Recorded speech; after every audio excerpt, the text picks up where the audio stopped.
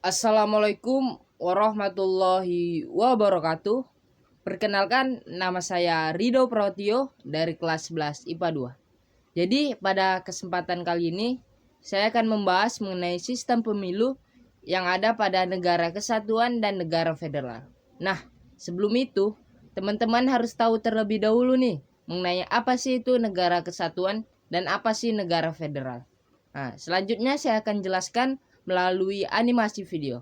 Selamat menyaksikan. Perbedaan-perbedaan sistem pemilu yang ada pada negara federal dan negara kesatuan. Nah, yang pertama itu ditinjau dari perbedaan jumlah partainya. Yang mana pada negara kesatuan ada banyak sekali partai politik yang berpartisipasi dalam pemilu. Jadi jumlah partai yang terlalu banyak ini akan menimbulkan dilema bagi demokrasi. Karena banyaknya partai politik yang ikut serta dalam pemilu tersebut sehingga sulitnya tercapai pemenang mayoritas.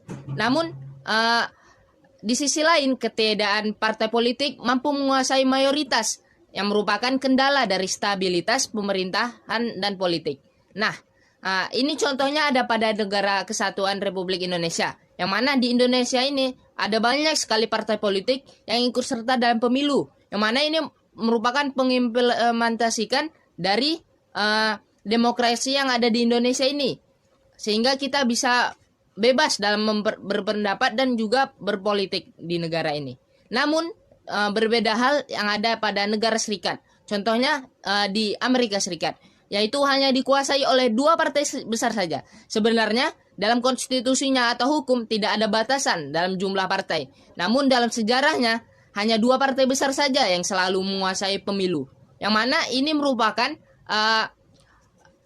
asas dari Amerika Serikat, yaitu semboyan e pluribus unum, yang berarti dari banyak menjadi satu. Sehingga ini yang menjadikan bahwa Amerika Serikat hanya dikuasai oleh 2 partai besar saja. Sedangkan di Indonesia memegang semboyan Bhinneka Tunggal Ika, yang berarti berbeda-beda tetapi tetap satu. Yang ini merupakan simbol dari banyaknya partai di Indonesia. Perbedaan yang kedua yaitu perbedaan mengenai cara penentuan pemenang pemilu. Yaitu pada negara kesatuan, siapapun yang berhasil meraih suara yang terbanyak dalam pemilu tersebut, maka langsung berhak dianggap sebagai pemenang. Contohnya pada negara Indonesia ini, kita jika ada pemilu presiden yang diadakan itu, misalnya dia dapat lebih banyak dari pasangan calon yang lain, itu sudah ditentukan sebagai pemenang. Yaitu biasanya harus 50 lebih 1%. Nah, sedangkan di negara serikat, presiden yang terpilih sebenarnya akan ditentukan oleh Badan Electoral College, yaitu suatu badan pemilihan yang menentukan untuk kandidat presiden, yaitu dengan menyebarkan kotak-kotak elektronik yang tersebar di berbagai negara bagian. Nah, jumlah elektor dalam Electoral College ini di setiap bagian ini sama dengan jumlah anggota Kongres yang dimiliki oleh negara bagian tersebut. Nah, pada negara serikat ini pemenangnya itu tidak serta-merta dari suara terbanyak. Bisa jadi yang suara terbanyak itu kalah. Nah, jadi dihitung dulu melalui negara-negara bagian yang tersebar, terus dikumpulkan melalui data, yang mana itu akan ditentukan oleh badan ini nanti. Perbedaan yang ketiga yaitu berdasarkan cara penentuan kandidat pemilu. Jadi pada negara kesatuan ini, setiap partai politik bebas dalam mengajukan calon presidennya atau calon kandidat pemilunya.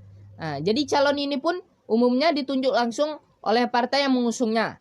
Nah, jadi setiap partai itu bebas mengusung suatu calon untuk diajukan dalam pemilu tersebut.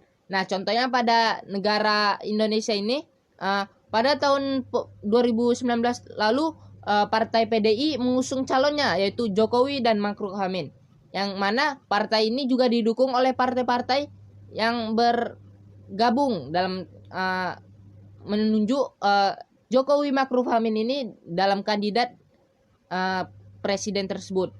Nah, sedangkan pada negara serikat, sistem pemilu ini membuka ruang untuk pencalonan presiden, sama seperti negara kesatuan tersebut, baik partai besar maupun partai kecil, hingga calon independen. Calon partai politik ini ditemukan dalam mekanisme pemilihan yang melibatkan seluruh anggota partai pada sebuah mekanisme. Perbedaan yang keempat yaitu berdasarkan waktu pemilunya.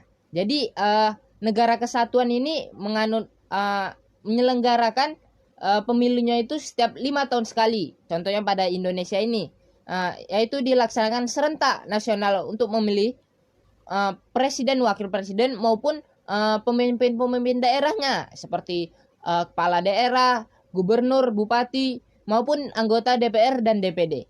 Yang mana seperti Indonesia ini biasa pada tahun 2019 lalu yaitu dilaksanakan pemilu serentak. Namun ada juga beberapa pemimpin daerah yang tidak dilaksanakan pada pemilihan serentak itu. Sedangkan pada negara serikat, warga negara bagian memilih presiden atau pemimpin dan wakil mereka di tingkat terlebih dahulu seperti pada tingkat distrik, negara bagian, lalu pada tingkat pusat atau federal. Jadi pemilihan di negara Amerika Serikat ini dilaksanakan setiap 4. Perbedaan yang terakhir yaitu berdasarkan fungsi KPU-nya.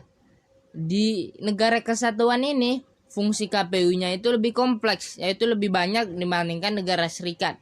Yaitu ada berbagai fungsi. Yang pertama merencanakan dan mempersiapkan pelaksanaan pemilu.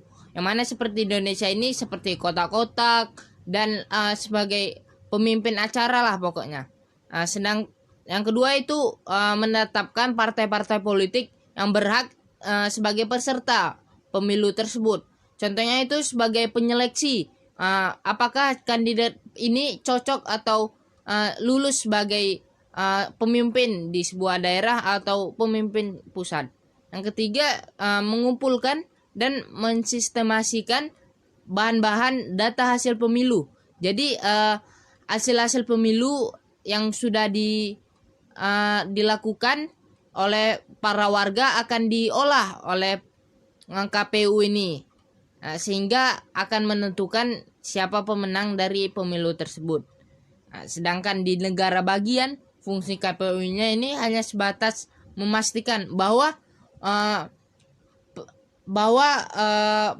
kegiatan ini dilakukan secara jujur dan transparan. Jadi sebagai pengawas saja. Sekian dari video saya mengenai sistem pemilu yang ada pada negara kesatuan dan negara federal. Mohon maaf jika ada kesalahan kata dan materi. Mohon maaf. Wabillahi taufiq walhidayah. Wassalamualaikum warahmatullahi wabarakatuh. Terima kasih.